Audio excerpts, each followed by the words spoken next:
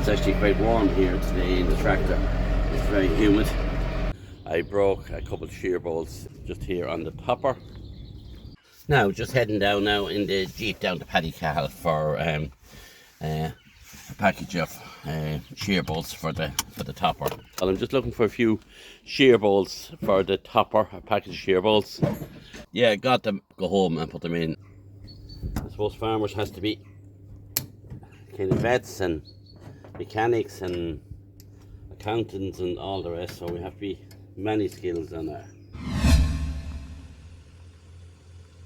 Good morning, here, Eamon here. We're doing a bit of topping again this morning, and I broke a couple of shear bolts in the topper, so I have to go down now to Paddycahill, our local machinery supplier, and to buy some shear bolts. I'll just show you what I broke. Just here on the topper, and they are just a bolt that just goes in.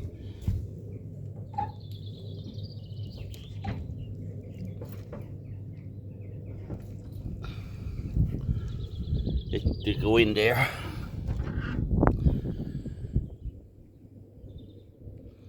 That's the bolt there, and they go in, just in there, the PTO shaft.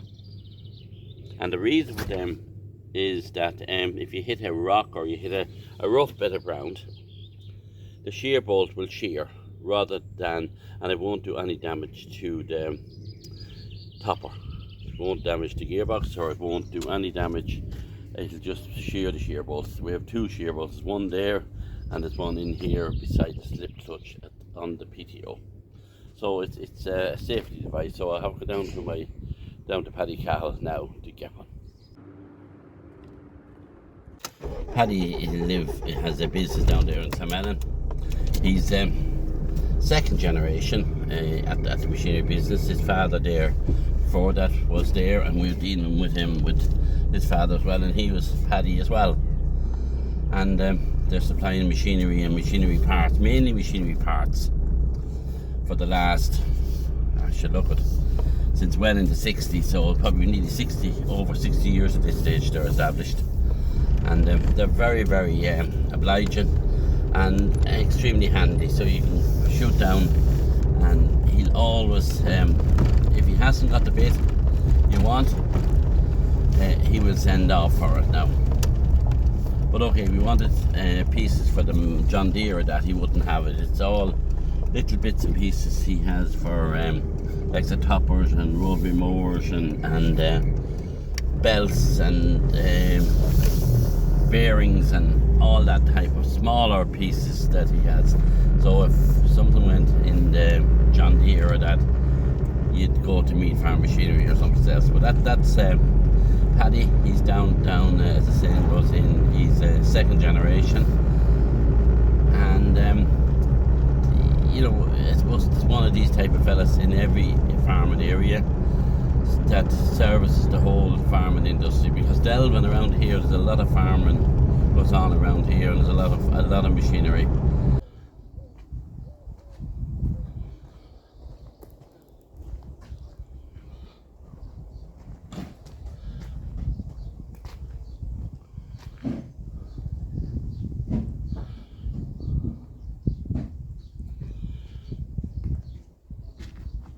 Good, how are you doing? Not so bad at all. I'm just looking for a few shear bolts for the topper, a package of shear bolts. They're the light ones.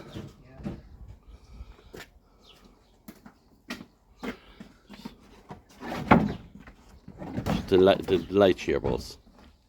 Yeah, got them, and I'll better go home and put them in and go back, do a bit more topping. Yeah, now I'm back from Paddycahill, got the shear bolts, and now I'm going to go and stick them in. I want to get the wrenches or spanners out of the tractor here.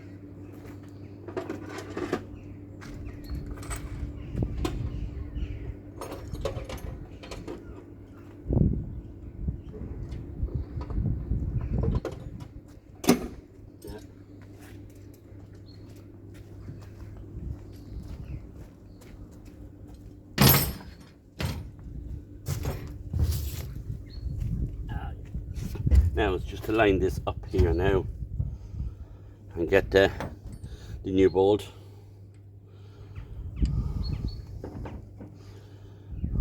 Straight. And there's a lock nut on them as well, so see the little blue there on them?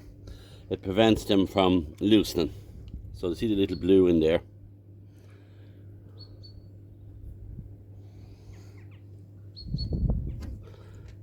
As I said, these go very easily. They're a light bolt. The good old farmer's friend, the vice grips. If you have the vice grips on a farm, you couldn't get anything done. I suppose farmers has to be kind of vets and mechanics and accountants and all the rest, so we have to be many skills on a farmer has to be.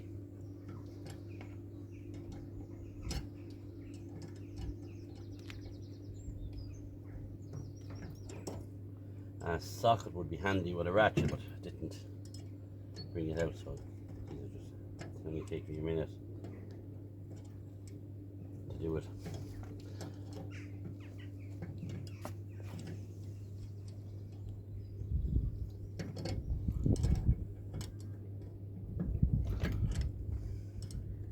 Vinton, my son, is doing the video in there for me.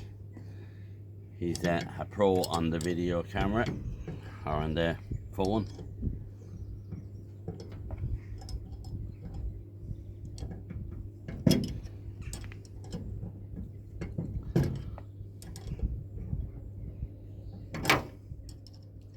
You probably can hear the noise in the background, and that's the compressor cooling the milk.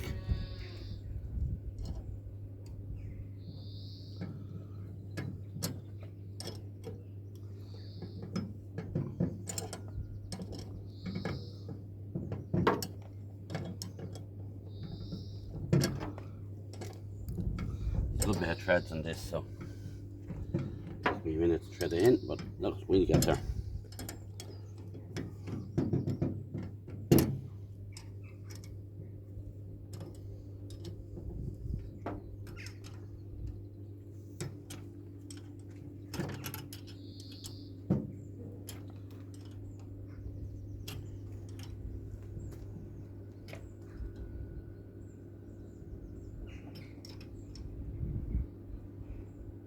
Now, that's that job done.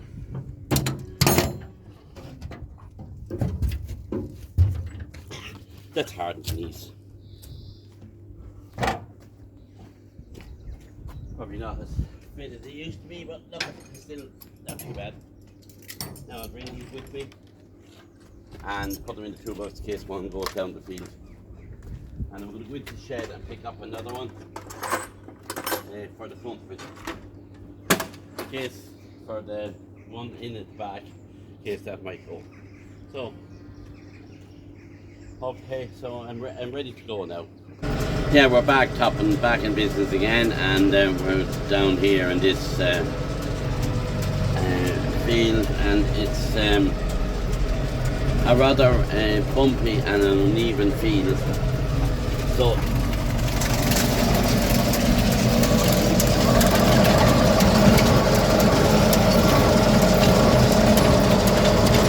It's actually quite warm here today in the tractor. It's very humid. I don't know what temperatures are, but it seems to be up quite high, and it's quite humid.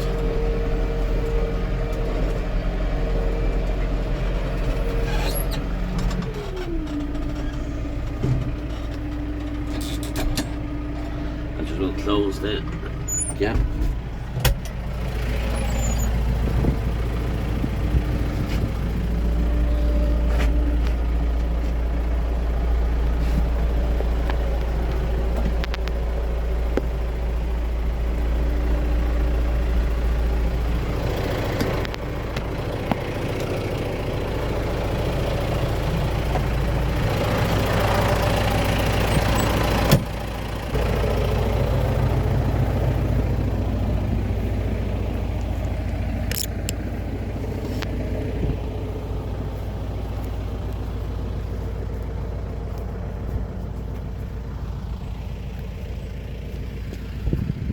These are the known as the gate handles. They're insulated so you can't get shocked,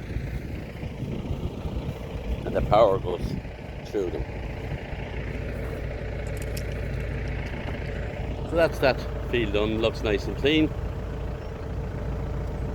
But along the electric wires, along the roadways and the dividing ditches, a lot of farmers comes along and sprays them, but we don't. We leave them there because they're a habitat for wildlife. And I remember one day coming out here, and there's 2 or 3 big thistles. They were about that height here, and it was the month of August. And I was just passing by, and I seen 4 or 5 the most beautiful buttercups on the thistles, and it looked so happy and so natural, and it's so colour. So this is why I think we need to make sure that we keep some of those weeds and that here for their habitat for insects and wildlife. Because we don't need every acre of land to be producing grass to feed cows. We have to think of the environment as well.